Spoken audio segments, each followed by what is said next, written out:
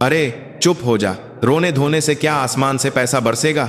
दिल्ली के गांधीनगर बाणार की एक गहरी गली में फफूंदी और पुराने कपड़े की धूल की मिली जुली गंध वाले एक तंग गोदाम नुमा दफ्तर में एक कर्कश चीख गूंजी।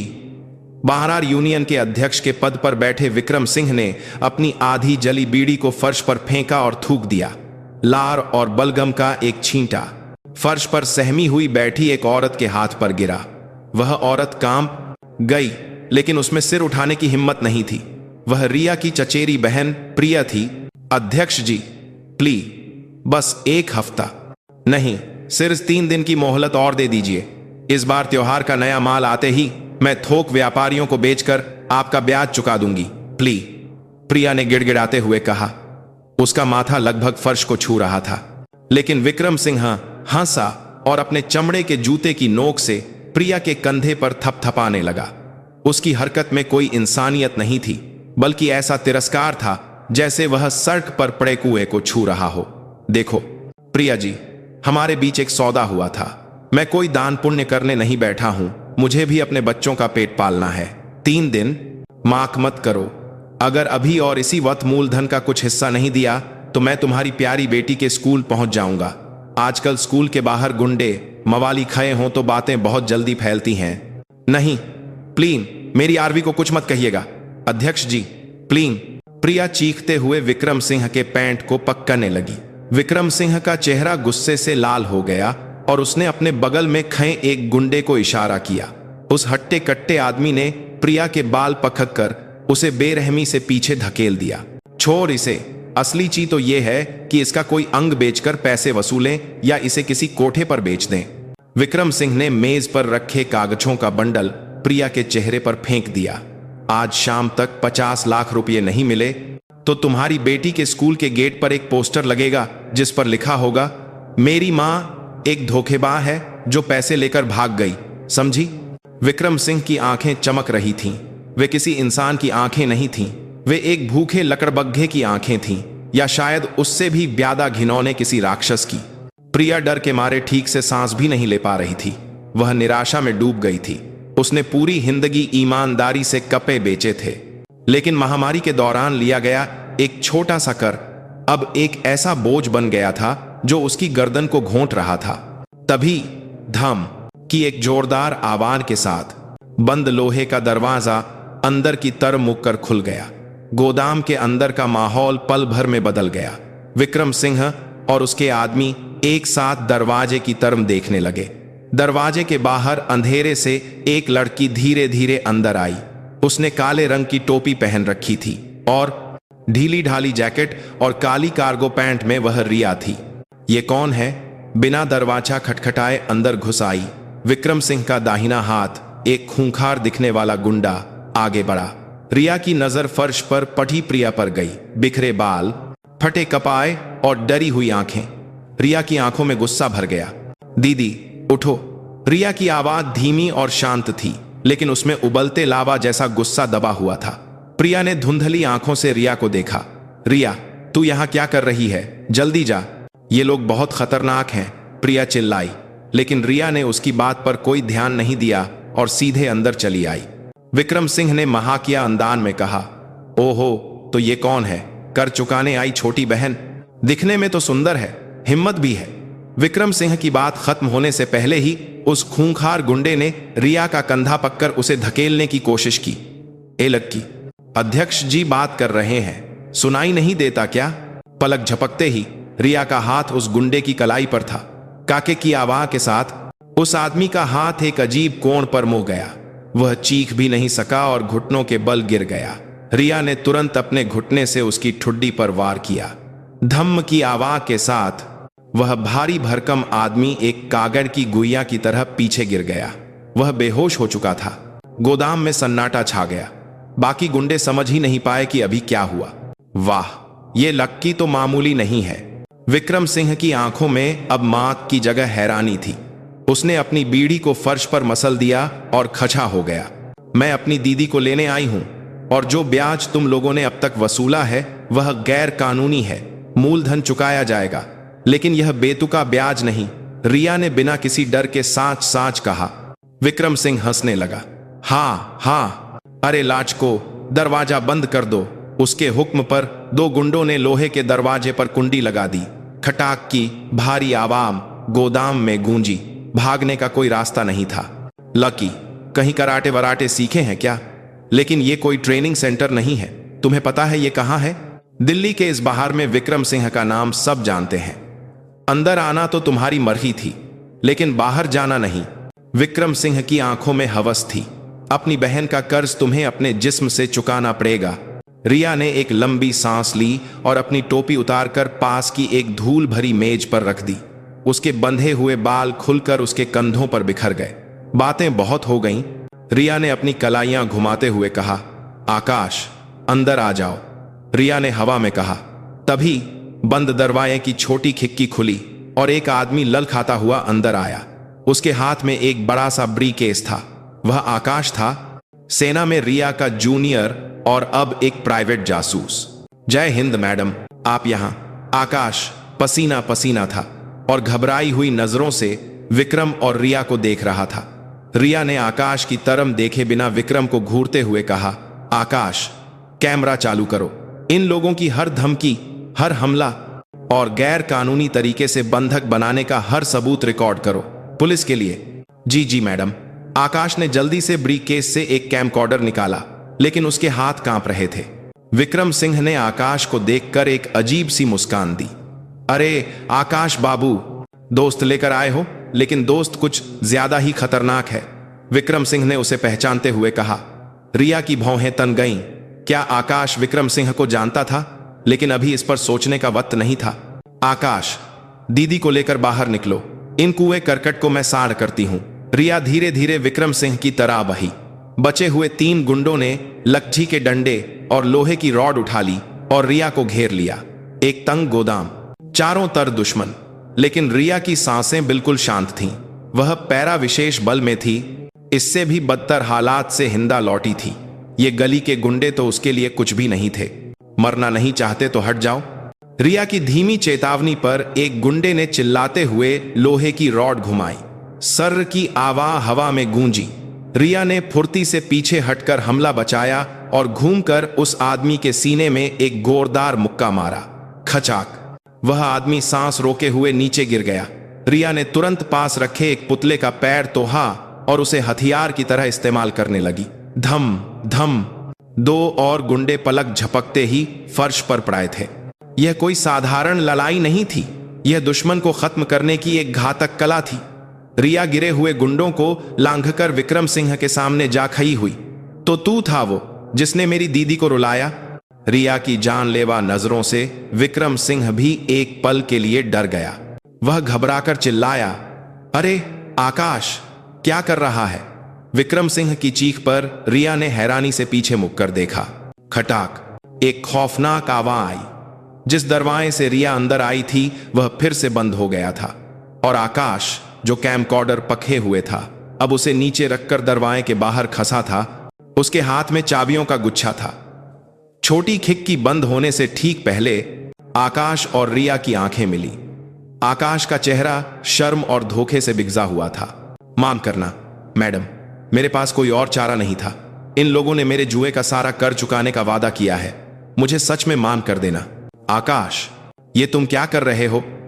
रिया चिल्लाई, लेकिन धम की आवाज के साथ खिड़की भी बंद हो गई। हाँ हाँ हाँ, देखा मैंने क्या कहा था? अंदर आना तो आसान है, बाहर जाना नहीं।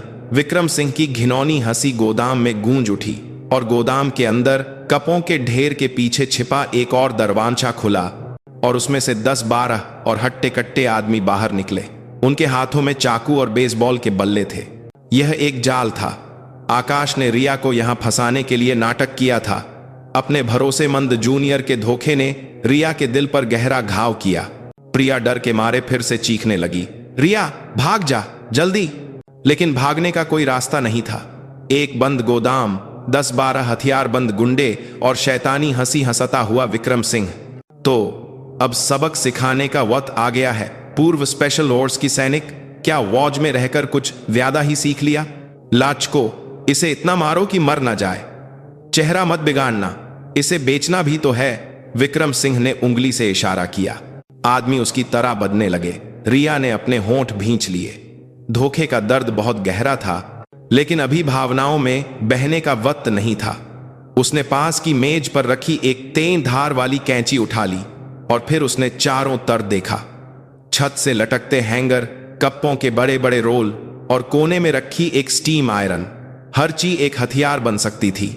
इंदा बाहर निकलना है दीदी को लेकर।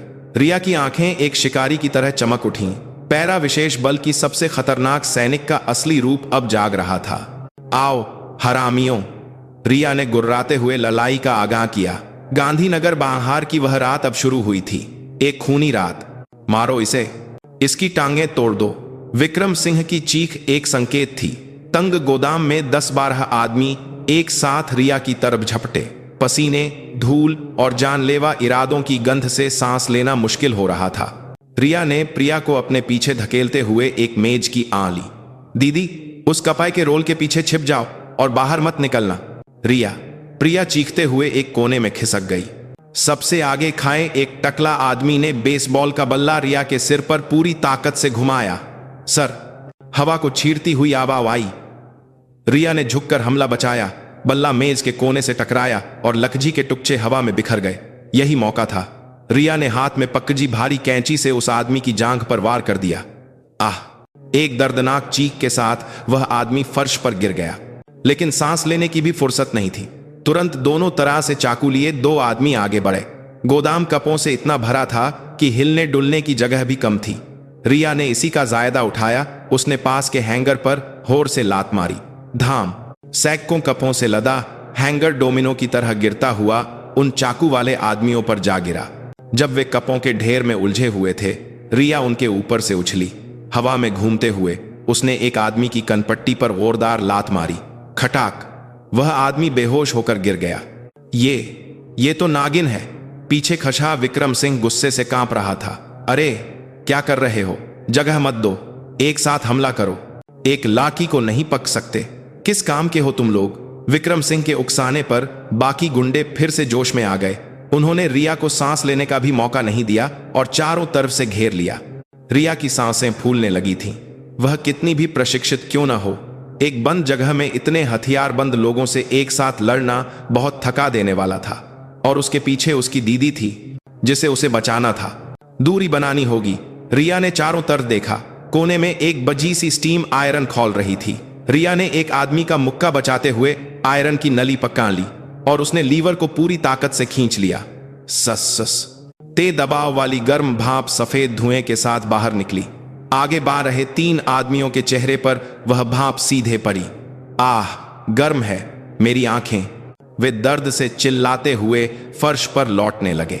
गोदाम पल भर में घने धुएं से भर गया, जिसमें कुछ भी दिखाई नहीं दे रहा था।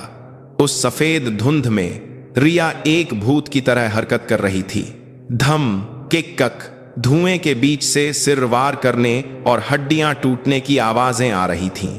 विक्रम सिंह घबराकर पीछे हटने लगा। अरे, दरवाजा खोलो, पंखा चलाओ, कुछ दिख नहीं रहा। विक्रम सिंह चिल्लाया, लेकिन तब तक डर एक बीमारी की तरह फैल चुका था। उसके आदमी एक एक करके धुंध में गायब हो रहे थे और चीखों के साथ फर्श पर गिर रहे थे। यह किसी इंसान से लाई नहीं थी। यह एक अनदेखे राक्षस द्वारा शिकार किए जाने का ख्वाब था। तभी धुंध के बीच से एक लोहे की पाइप आई और रिया के बाएं कंधे पर लगी। रिया दर्द से कराहते हुए लग खा गई।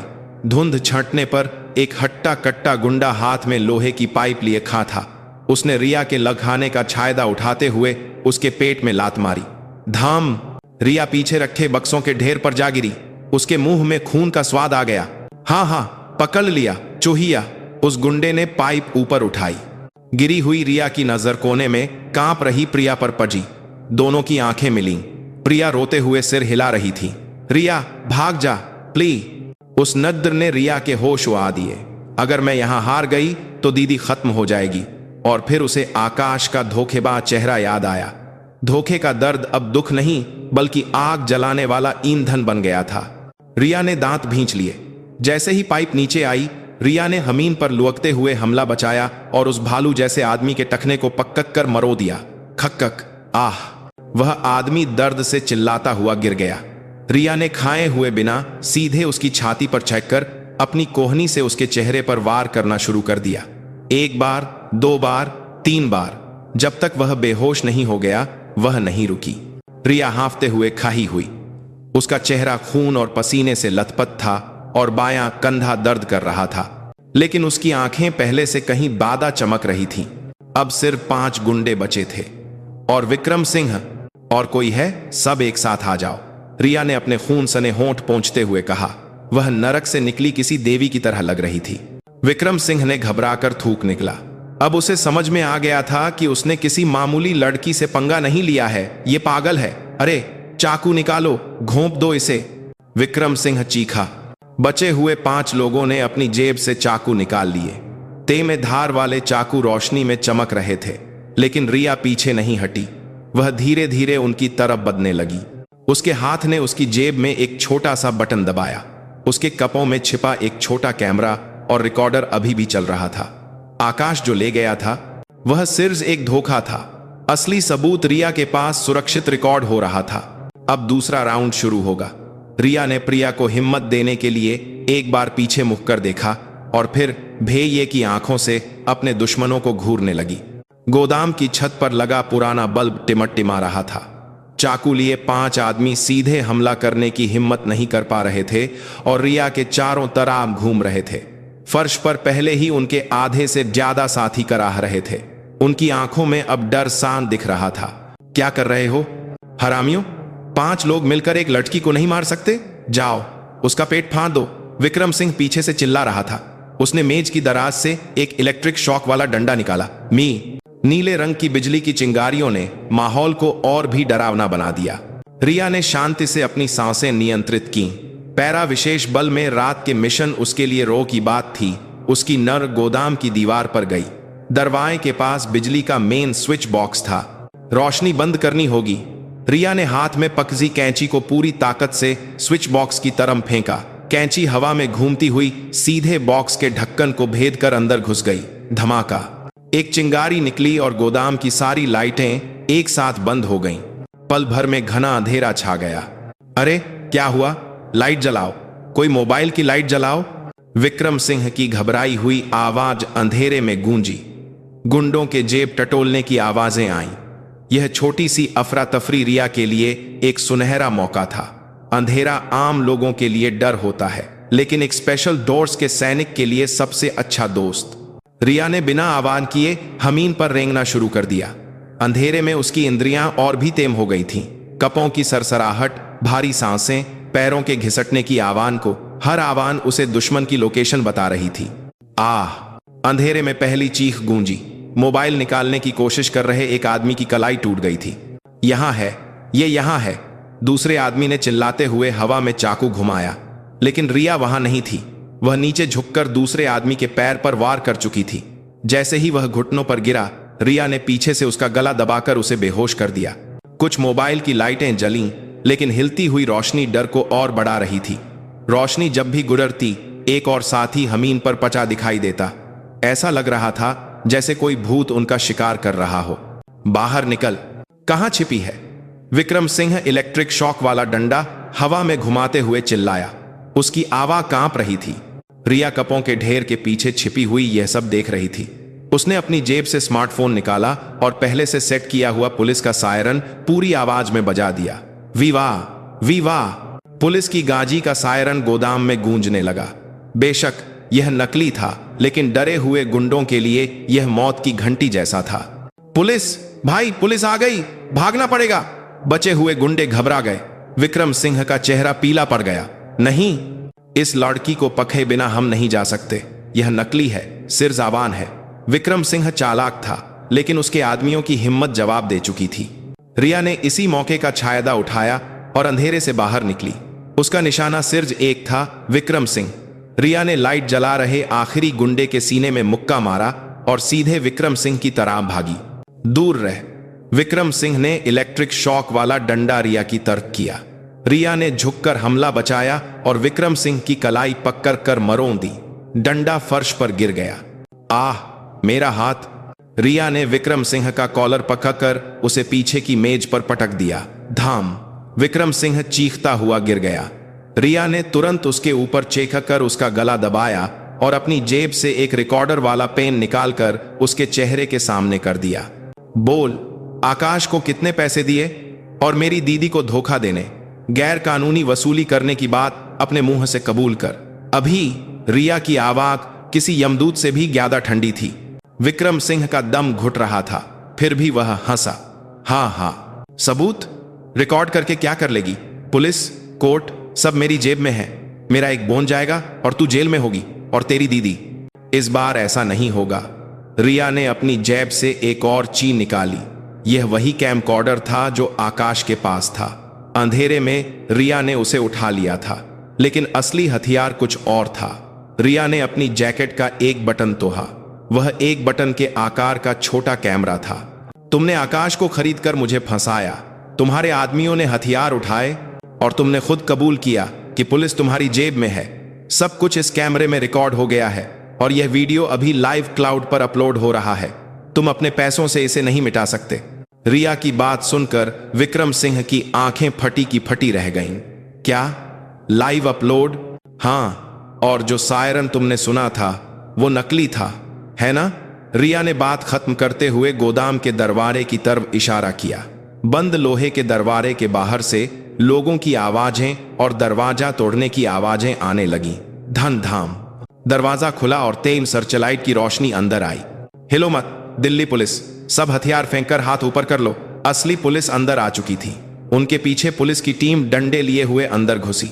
विक्रम सिंह को यकीन नहीं हो रहा था। यह कैसे? रिया ने विक्रम सिंह का कॉलर छोड़ दिया और धीरे धीरे खही हुई। अंदर आने से पहले मैंने 112 पर एक मैसेज शेड्यूल कर दिया था। गांधीनगर बांजार गोदाम में गुंडों का हमला, जान का खतरा। रिया ने अपने खून सने हाथ पोंछते हुए हमीन पर बैठे विक्रम सिंह को देखा।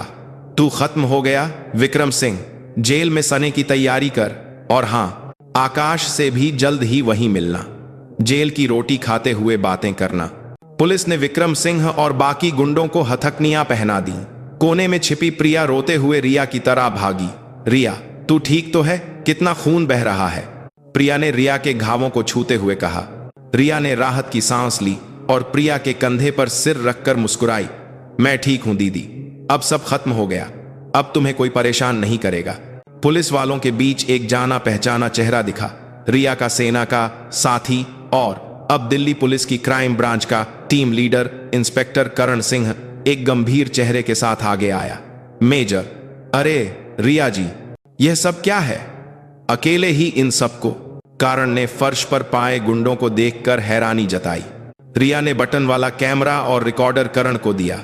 भाई, इससे विक्रम सिंह कम से कम 10 साल के लिए अंदर जाएगा, है ना? और जो भागा है आकाश, उसे तुरंत ढूंढो। मेरे धोखे की सजा उसे मिलनी चाहिए। करण ने सबूत लेते हुए सिर हिलाया। चिंता मत करो, इन पर गुंडा एक्ट, अपहरण, धमकी सब लगेगा। आकाश को भी एयरपोर्ट पहुंचने से पहले पक लेंगे। रिया ने तब जाकर एक गहरी सांस ली। गोदाम के बाहर से आ रही असली सायरन की आवाज आज बहुत सुरीली लग रही थी, लेकिन यह अंत नहीं था। कानून की लड़ाई और इस घिनौनी सच्चाई को दुनिया के सामने लाने का काम अभी बाकी था। खूनी रात बीत रही थी और गांधीनगर बाजार पर सुबह की पहली किरणें पड़ रही थीं। धत्त तेरे की, सब बर्बाद हो गया।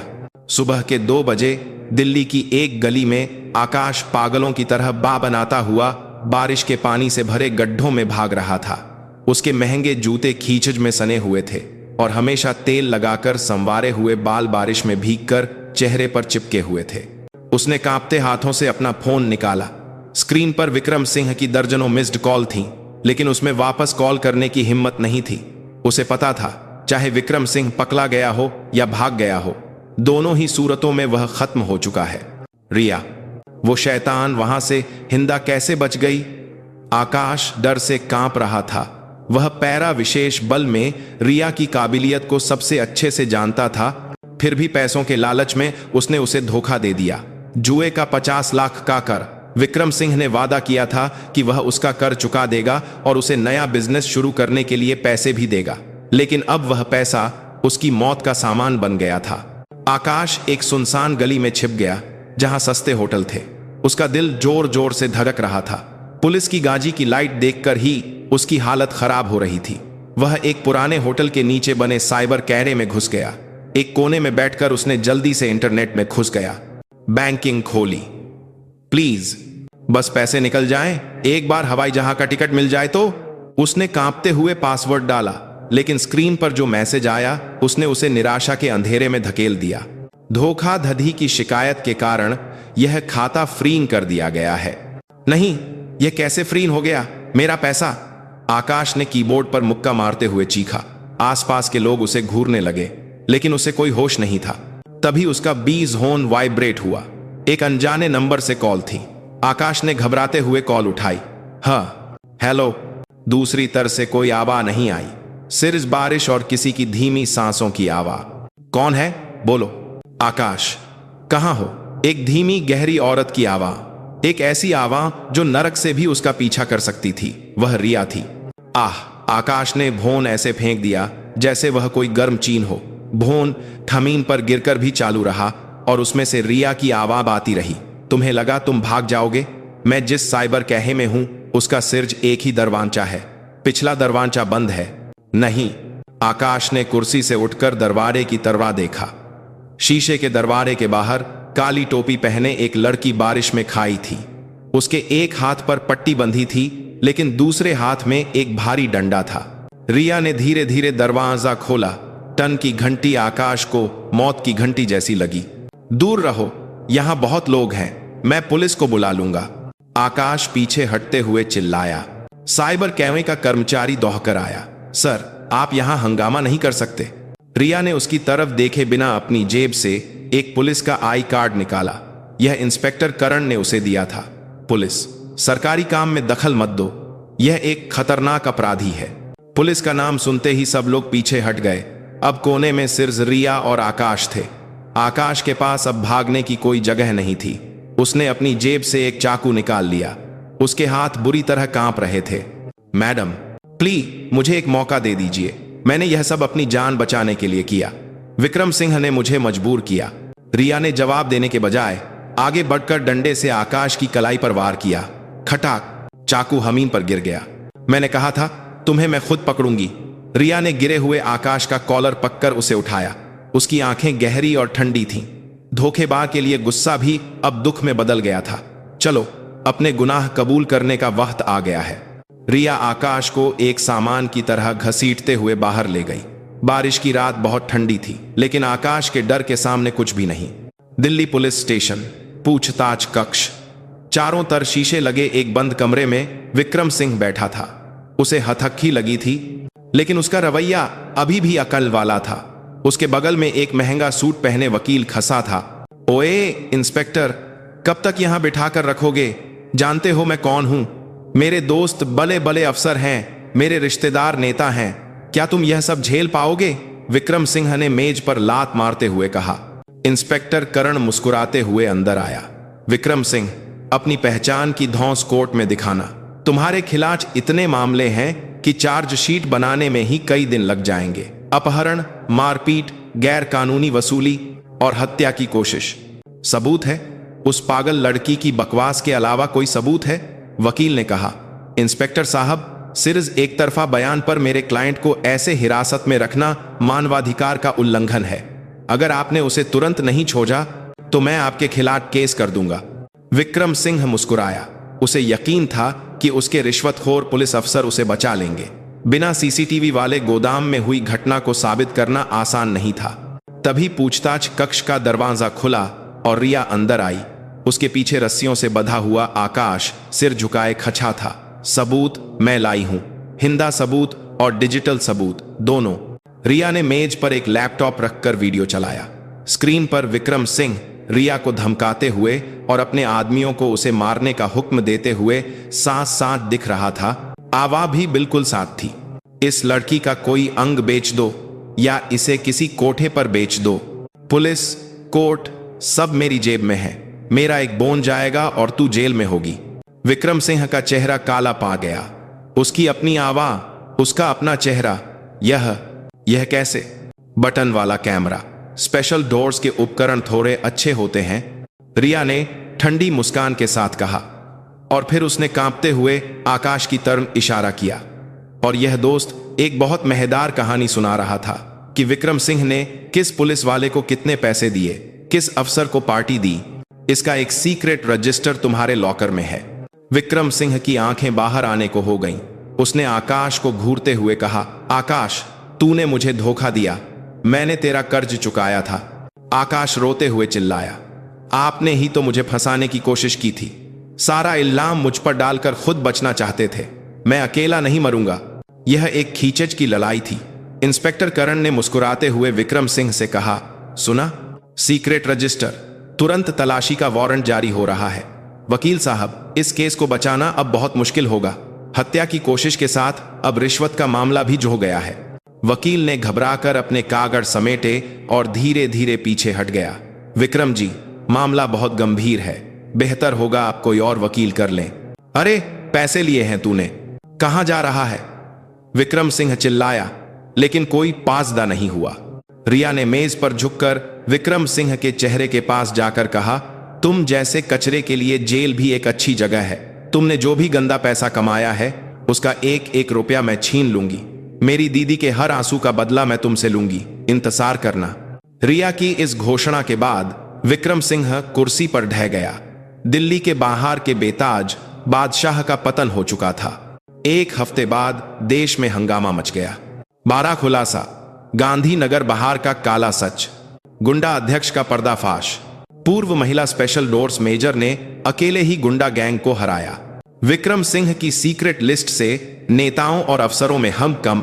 न्यूज चैनलों पर रिया के वीडियो के कुछ हिस्से दिखाए जा रहे थे। विक्रम सिंह और आकाश के पखे जाने की खबरें छाई हुई थीं। जनता में रिया के लिए बहुत सम्मान था और लोग उसकी बहादुरी की तारीफ कर रहे थे। और फिर कानून का इंसान शुरू हुआ। कोर्ट ने विक्रम सिंह की सारी संपत्ति को केस चलने तक जब्त कर लिया। प्रिया की मदद के लिए बबे बबे वकील मुफ्त में केस लाने के लिए आगे आए। कोर्ट में वकील की दलीलें तय थीं। आरोपी विक्रम सिंह ने गैर कानूनी ब्याज वसूल कर पीड़िता प्रिया से मूलधन से 10 गुना ज्यादा पैसा वसूला और जब वह पैसे नहीं दे सकी तो उसके साथ मारपीट, धमकी और अपहरण किया गया। विक्रम सिंह कैदियों के कप्पों में सिर झुकाए खसा था। कोर्ट में मौजूद लोग उसे गालियां दे रहे थे। फैसला जल्दी और सख्त था। आरोपी विक्रम सिंह को 15 साल की जेल की सजा दी जाती है। साथ ही पीड़िता प्रिया से वसूले गए 5 करोड़ रुपये तुरंत वापस किए जाएं और मानसिक पीड़ा के लिए 1 करोड़ रुपये का मुआवजा भी दिया जाए। आरोपी आकाश को 5 साल की जेल की सजा दी जाती है। जज का फैसला सुनते ही कोर्ट में तालियां बज उठीं। विक्रम सिंह को गार्ड घसीटते हुए ले गए और आकाश रिया की तरफ देखने की हिम्मत भी नहीं कर सका और रोते हुए बाहर चला गया। कोर्ट के बाहर पत्रकारों ने रिया और प्रिया को घेर लिया। रिया जी, आप कुछ कहना चाहेंगी? क्या आपको डर नहीं लगा? रिया ने शांति से माइक के सामने कहा। उसके बगल में अब स्वस्थ दिख रही प्रिया ने उसका हाथ कसकर पकड़ रखा था। डर लगा था, लेकिन अपने परिवार और पड़ोसियों पर अन्याय होते देखना ज्यादा डरावना था। कमजोर लोगों को सताने वालों को इस दुनिया में जगह नहीं मिलनी चाहिए। उम्मीद है यह घटना एक चेतावनी होगी। रिया की बातों पर लोगों ने तालियां बजाईं और फिर रिया ने कैमरे को देखते हुए कहा, प्रिया जी ने मुआवजे में मिले पैसों में से मूलधन को छोड़कर बाकी सारी रकम अपराध पीड़ितों की मदद करने वाले एक सेंटर को दान करने का फैसला किया है, ताकि फिर कभी किसी के साथ ऐसा न हो। लोगों ने और भी होर से तालियां बजाईं। प्रिया ने रोते हुए रिया को गले लगा लिया। रिया, बहुत बहुत शुक्रिया, तुमने मुझे नई जिंदगी दी है। दीदी, अब रोना नहीं, अब सिर्फ खुशियां होंगी।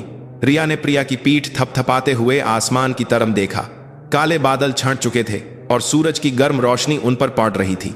उस शाम न्यूज में खबर आई कि विक्रम सिंह की छिपाई हुई संपत्ति से पैसे प्रिया के खाते में डाल दिए गए हैं। गैर कानूनी तरीके से वसूला गया हर रुपया ब्याज समेत वापस आ गया था। शैतान का अंत हुआ और पीड़िता को पूरा इंसाफ मिला।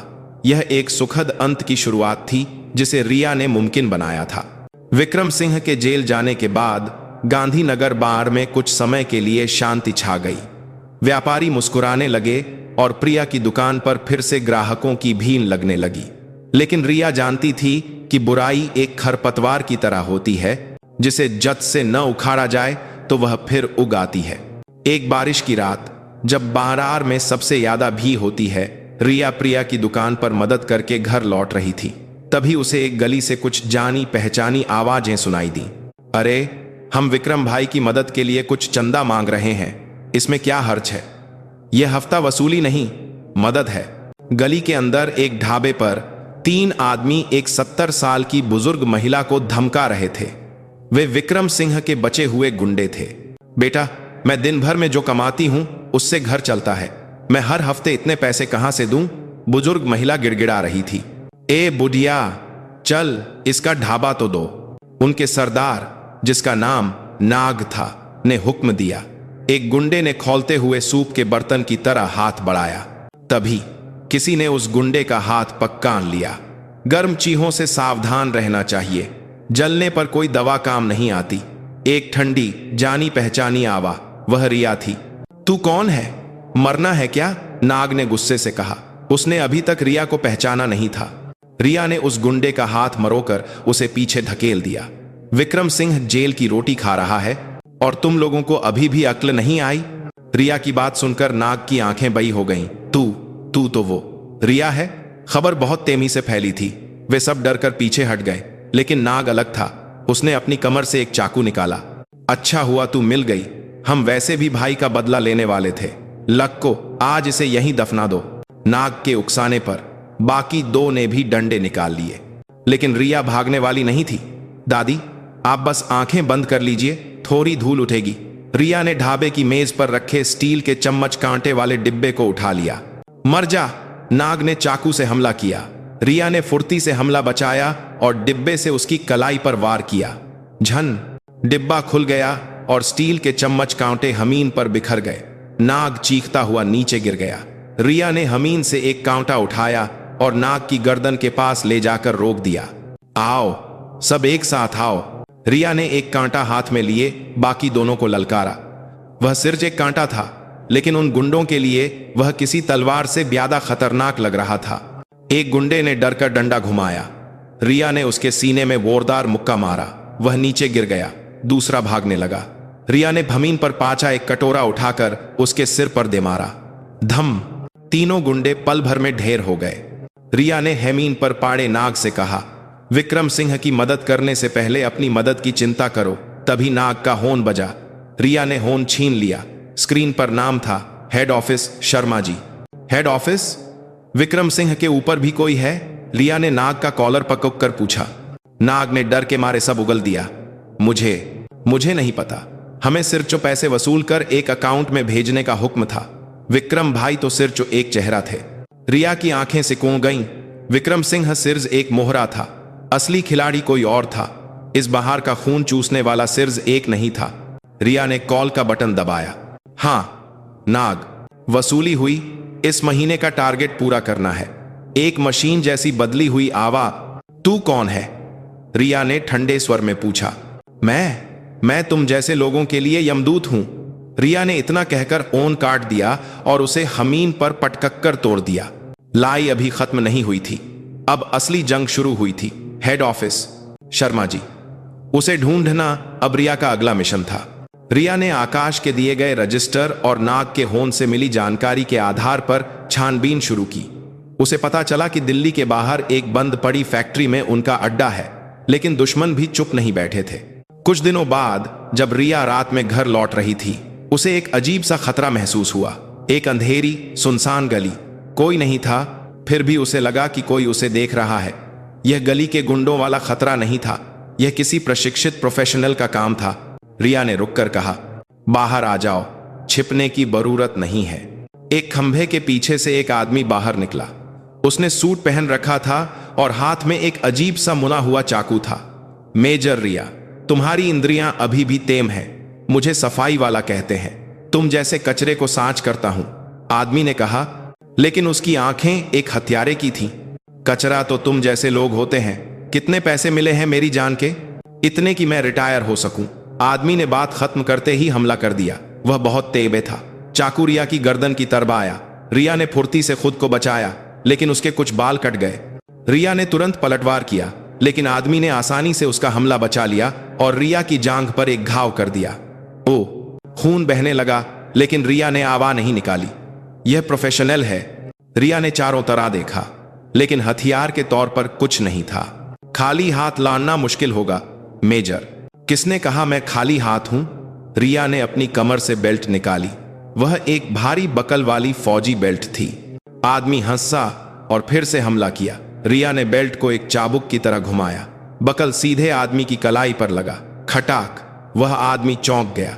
रिया ने मौका नहीं गुमाया और बेल्ट से उसके हाथ को लपेटकर उसे अपनी तार्ज खींचा। धम! रिया ने अपने सिर से उसकी नाक पर वार किया। हड्डी टूटने की आवाज आई। रिया ने उसका हाथ मरोकर चाकू गिरा दिया और उसे दूर फेंक दिया। अब दोनों खाली हाथ थे। अब मुकाबला बराबर का है। रिया ने अपने मुंह से खून पोंछते हुए कहा। आदमी गुस्से से चिल्लाया और मुक्के बरसाने लगा। गली में एक भयानक लड़ाई शुरू हो गई। दोनों को चोटें आईं, लेकिन कोई पीछे नहीं हटा। आखिर में रिया की एक जोरदार लात ने आदमी के घुटने को तोड़ दिया। आह! वह घुटनों पर गिर गया। रिया ने अपनी आखिरी ताकत से उसकी ठुड्डी पर घुटने से वार किया। वह बेहोश हो गया। रिया हांफते हुए दीवार के सहारे खड़ी हो गई। उसने उस आदमी की जेब की तलाशी ली। एक विजिटिंग कार्ड मिला। Golden cash finance, director Ajay Sharma, और पीछे हाथ से लिखा एक नोट था। काम खत्म होने के बाद प्रिया की दुकान में आग लगा देना। यह पाते ही रिया का खून खौल उठा। मुझे मारने के बाद ये लोग दीदी की दुकान जलाने वाले थे। Golden cash, Ajay Sharma. रिया ने कार्ड को मुट्ठी में भींच लिया। अब कानून का इंतजार करने का वक्त नहीं था। इन लोगों ने हद पार कर दी थी और हद पार करने वालों के लिए रिया के शब्दकोश में कोई दया नहीं थी। रिया अपने घायल शरीर को लेकर अस्पताल नहीं, बल्कि उनके अड्डे की तरफ चल पड़ी। आज रात इस कहानी का अंत करना था। शहर के बाहर एक सुनसान इलाके में गोल्डन कैश लॉजिस्टिक्स का एक बड़ा गोदाम था। बाहर से यह एक आम गोदाम लग रहा था, लेकिन अंदर यह एक बड़ा अपराध सिंडिकेट का मुख्यालय था, जो गैर कानूनी वसूली और ऑनलाइन जुए का काम करता था। रिया ने एक पहाड़ी से उस इमारत को देखा।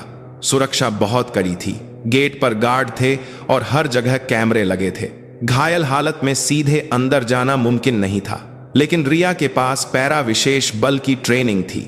उसने फेंस के नीचे एक नाली से अंदर घुसने का रास्ता खोज लिया। गोदाम के अंदर दूसरी मंजिल पर दफ्तर था, जहां दर्जनों लोग कंप्यूटर पर काम कर रहे थे। रिया एक साए की तरह दूसरी मंजिल की सीढ़ियों के नीचे छिप गई। तभी दो आदमी बातें करते हुए नीचे आए। अरे, शर्मा जी ने उस लड़की के लिए हत्यारा भेजा था, उसका क्या हुआ? कोई खबर नहीं आई? पता नहीं, वो लॉक की मामूली नहीं है। बॉस अभी बहुत गुस्से में है। जैसे ही एक आदमी सिगरेट पीने के लिए बाहर गया, रिया ने दूसरे आदमी को बेहोश करके एक कमरे में खींच लिया। रिया ने उसका आई कार्ड लिया और टोपी पहनकर सीधे दूसरी मंजिल पर चली गई। ए, कॉफी लेकर आ। एक गार्ड ने रिया को कर्मचारी समझकर आवाज दी। रिया ने सिर हिलाया और किचन की तरफ जाने का नाटक करते हुए पास रखा आग बुझाने वाला सिलेंडर उठा लिया। सेसस! रिया ने सिलेंडर का पिन निकालकर पूरे दफ्तर में स्प्रे कर दिया। क्या हुआ? आग लग गई। सफेद पाउडर से दफ्तर में अफरा तफरी मच गई। कौन है? अंदर के कमरे से एक सूट बूट पहना हुआ आदमी बाहर निकला। वह अजय शर्मा था। उसके पीछे 4 बॉडीगार्ड थे। धुंध छंटने पर रिया का चेहरा दिखा। खून सने कपड़े, बिखरे बाल और जानलेवा आंखें। रिया! अजय शर्मा हंसा। खुद ही शेर की गुफा में चली आई। मरने का शौक है? शेर की गुफा नहीं, यह चूहों का बिल है। रिया ने खाली सिलेंडर नीचे फेंक दिया। तुमने मेरी दीदी की दुकान जलाने की कोशिश की, तो अब मुझे भी कुछ करना पड़ेगा। रिया ने अपनी जेब से एक लाइटर निकाला। उसके दूसरे हाथ में एक बोतल थी, जिसमें तेल की जगह थिनर भरा था। पखो इसे, छीनो वो बोतल, अजय शर्मा चिल्लाया। बॉडीगार्ड आगे बढ़े। रिया ने लाइटर जलाने का नाटक करते हुए थिनर उनके पैरों पर फेंक दिया। आगे मत बढ़ना, अगर हिंदा जलना नहीं चाहते तो। सब डर कर रुक गए। रिया ने इस मौके का फायदा उठाते हुए अजय शर्मा की तरफ दौड़ी। रुको, बात करते हैं, पैसे दूंगा। कितने चाहिए? अजय शर्मा पीछे हटते हुए चिल्लाया। रिया ने उसका टाई पक्का कर उसे मेज पर खींच लिया। पैसे नहीं चाहिए, मुझे तेरे दिमाग में छिपा हुआ हिसाब किताब चाहिए, और वो लोग जिनके दम पर तुम लोग उछलते हो। रिया ने अजय शर्मा को काबू में करके उसके कंप्यूटर को देखा। स्क्रीन पर गैर कानूनी लेन देन का पूरा ब्यौरा था। मिल गया। रिया ने एक हाथ से अजय को पकड़े हुए दूसरे हाथ से एक यूएसबी ड्राइव निकालकर कंप्यूटर में लगा दी। कॉपी शुरू। तभी नीचे से शोर सुनाई दिया। बाहर के गुंडे अंदर आ रहे थे। हाँ हाँ, अब तू मर गई, मेरे आदमी तुझे नहीं छोड़ेंगे, अजय शर्मा चिल्लाया। रिया की नजर कॉपी की तीनों पर थी। 80%, 90%, समय नहीं है। रिया ने अजय शर्मा को एक ढाल की तरह इस्तेमाल किया। दफ्तर के दरवाजे पर गुंडे आ चुके थे। ईसानीम को छोड़ दो, रास्ता दो, वरना इसका गला कट जाएगा। रिया ने एक कटर अजय की गर्दन पर रख दिया। वह धीरे धीरे दूसरी मंजिल की बालकनी की तरफ बढ़ने लगी। नीचे बक्सों का ढेर था। टिंग, कॉपी पूरी हो गई। रिया ने अजय को धक्का दिया और यूएसबी लेकर बालकनी से नीचे कूद गई। पखो, रिया बक्सों के ढेर पर गिरी। दर्द बहुत था, लेकिन वह रुकी नहीं। वह पिछले दरवाजे की तरफ भागी। पीछे गुंडों की भी थी। रात के अंधेरे में जंगल में एक दौड़ शुरू हो गई, लेकिन रिया के हाथ में इस देश के एक बदने अपराध के नेटवर्क को खत्म करने का सबूत था। अब सिरे आखिरी चाल बाकी थी। जंगल में सिर्फ रिया की हांफती सांसों और पीछे भागते गुंडों की चीखों की आवाज थी। उसके हाथ में एक छोटा सा यूएसबी ड्राइव था, जो एक बहुत बड़े तूफान का केंद्र था। नीचे सड़क पर एक काली गाजी इंतजार कर रही थी। इंस्पेक्टर करण। रिया जी, यहां, करण ने दरवाजा खोलते हुए कहा। रिया ने अपनी आखिरी ताकत से सड़क पर छलांग लगा दी। पीछे से गुंडे निकले, लेकिन तब तक करण के पीछे पुलिस की 3 बसें आ चुकी थीं। सबको गिरफ्तार कर लो। करण के आदेश पर पुलिस ने गुंडों को घेर लिया। रिया ने हांफते हुए खून से सना यूएसबी करण को दिया। इसमें अजय शर्मा और उसके ऊपर के नेताओं, अफसरों, सबके नाम हैं। करण ने कांपते हाथों से उसे लिया। बहुत अच्छा काम किया, इससे देश में भूचाल आ जाएगा। रिया राहत की सांस लेकर गाजी में बैठ गई। लंबा अंधेरा अब खत्म हो रहा था। 1 महीने बाद देश में वाकई भूचाल आ गया। रिया के लाए सबूतों ने तहलका मचा दिया था। गोल्डन कैश के डायरेक्टर अजय शर्मा गिरफ्तार। नेताओं और अफसरों से सांठगांठ का खुलासा। रिश्वत लेकर जांच को दबाने वाले 1 बड़े अफसर और 2 नेताओं पर भी शिकंजा। विक्रम सिंह से लेकर अजय शर्मा और उनके ऊपर बैठे बड़े बड़े लोग सब पकड़े गए। कोर्ट का फैसला ऐतिहासिक था। आरोपी अजय शर्मा ने संगठित अपराध के लिए आम लोगों का शोषण किया और देश के कानून को धोखा दिया। उसे उम्र कैद की सजा दी जाती है और अपराध से कमाई गई 700 करोड़ की संपत्ति जब्त की जाती है। नहीं, मेरा पैसा, अजय शर्मा कोर्ट में चिल्लाता रहा। प्रिया की आंखों में खुशी के आंसू थे। उसे भी मुआवजे के तौर पर 5 करोड़ रुपए मिले। एक सुनहरी दोपहर गांधीनगर बाहर में एक कार्यक्रम हो रहा था। अगला पुरस्कार दिल्ली की हीरो रिया जी को दिया जाता है। रिया मंच पर गई। तालियों की गंगाहट से पूरा बाहर गूंज उठा। पुलिस कमिश्नर ने खुद उसे सम्मानित किया। रिया ने माइक पर कहा, मैं हीरो नहीं हूं, मैं सिर्फ एक आम नागरिक हूं जो अपने परिवार को बचाना चाहती थी।